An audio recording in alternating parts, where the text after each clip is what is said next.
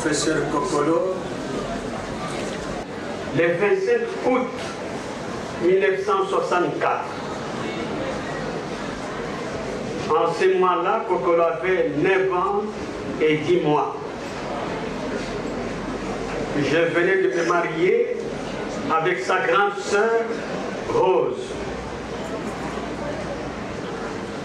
Rose qui était amie intime de Véronique. Véronique, dont les parents étaient également des amis intimes de la famille de Rose. Ils habitaient tout près les uns des autres. Ma femme habitait avenue du Nongo, au coin, tandis que la famille Kokolo habitait au coin sur Matadi, l'avenue de Matadi. Donc j'ai connu ce petit enfant et qui était là en train de m'admirer dans mon beau costume pendant les jours de mon mariage, le 25 août 1964.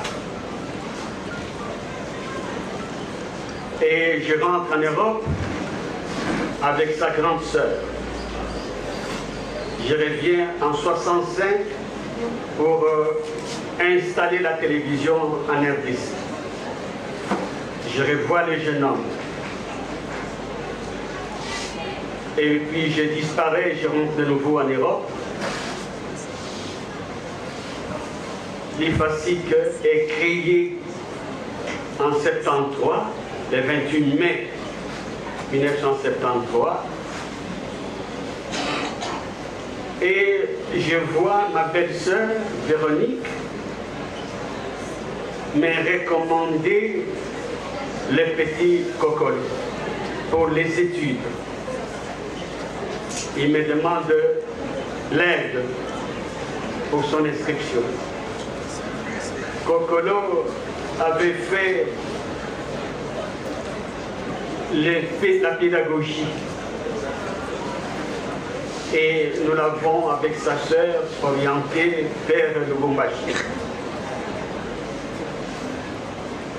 Et quand il termine, il va passer 1 année ou 2 années en dehors de l'enseignement. Véronique me pose les problèmes. Eh bien, Henri est là et il faut le prendre avec toi. Et j'ai pris Kokolo comme assistant universitaire. En 1985, Maître Nimi me téléphone pour me dire nous allons vous voler quelqu'un pour loger frère. Et Kokolo est nommé directeur général adjoint de loger frère. Notre ami puisse acquérir cette résidence. Et donc, dans les principales étapes de la vie de ce jeune homme que nous pleurons aujourd'hui, j'avais été présent. Et vous comprenez la douleur que j'ai ressentie quand j'ai appris sa mort. Ce qui est plus douloureux, c'est la séparation, ce n'est pas la mort.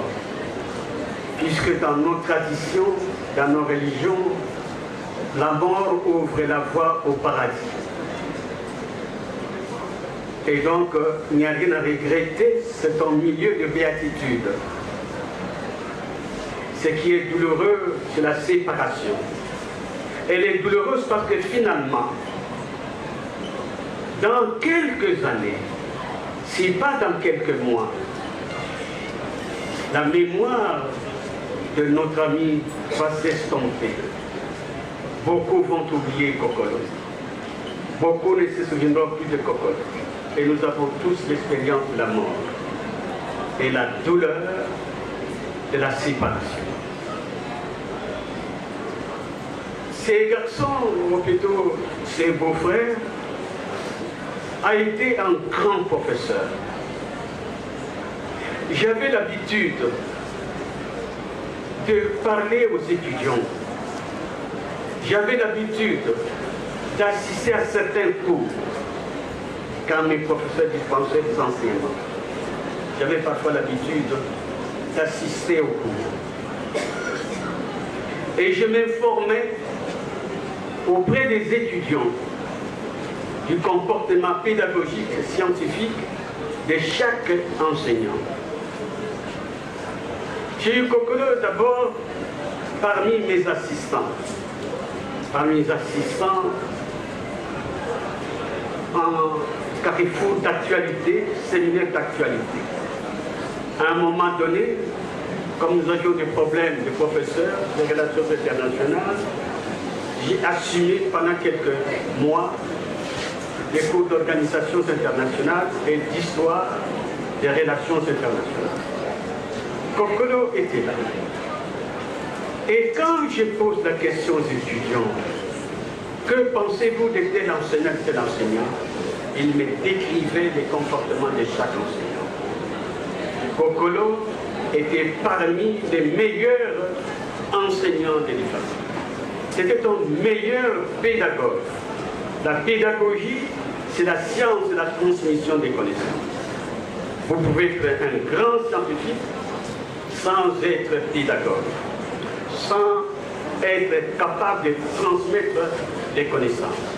Kokolo était seulement un grand scientifique en relations internationales, mais il était aussi un grand pédagogue. Il maîtrisait sa matière et Kokolo n'avait pas besoin des textes pour communiquer aux étudiants.